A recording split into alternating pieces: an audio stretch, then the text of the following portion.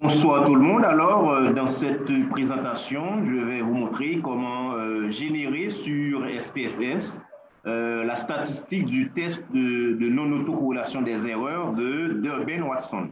Alors, laissez-moi partager mon écran. Voilà, ici, on se propose d'expliquer le revenu à partir des dépenses publicitaires et à l'aide d'un modèle de régression linéaire, d'accord? Donc, on va calculer on va générer, si vous voulez, la statistique du test de non-autocorrélation des erreurs d'Urban-Watson. Pour ce faire, on va dans Analyse, Régression, linéaire. Et ici, on va sélectionner la variable dépendante, c'est le revenu, d'accord, puisqu'on veut expliquer le revenu en fonction des dépenses publicitaires. Donc, dépenses publicitaires ici, c'est la variable indépendante, d'accord.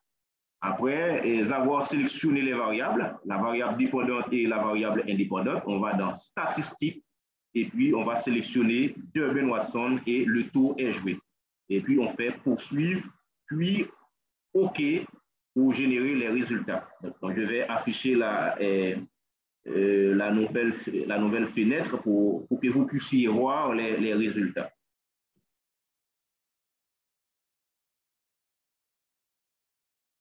Voilà, ici, voici la valeur de la statistique de Urban-Watson. C'est égal à 2,5056.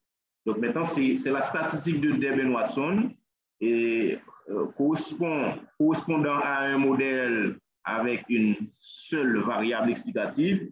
Et il y avait combien d'observations? Je crois que c'était, bon, ici à partir de ces valeurs-là, c'était 28 observations.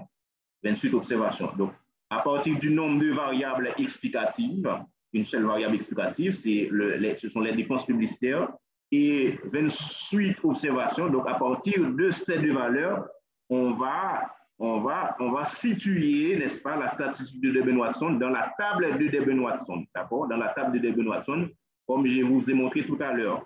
Comme je vous ai montré tout à l'heure, c'est l'intersection entre le nombre de variables explicatives et le nombre d'observations va nous permettre de trouver DL et DU et donc situer la statistique de Urban-Watson, c'est-à-dire cela nous permettra de voir dans quelle zone la statistique de Urban-Watson se trouve pour dire est-ce qu'il y a non-autocorrélation ou pas des erreurs. Donc voilà en gros comment générer sur SPSS la statistique de Urban-Watson. Donc, dans une autre vidéo, je vais vous montrer comment calculer de manière progressive cette statistique sur Excel. Merci et à la prochaine.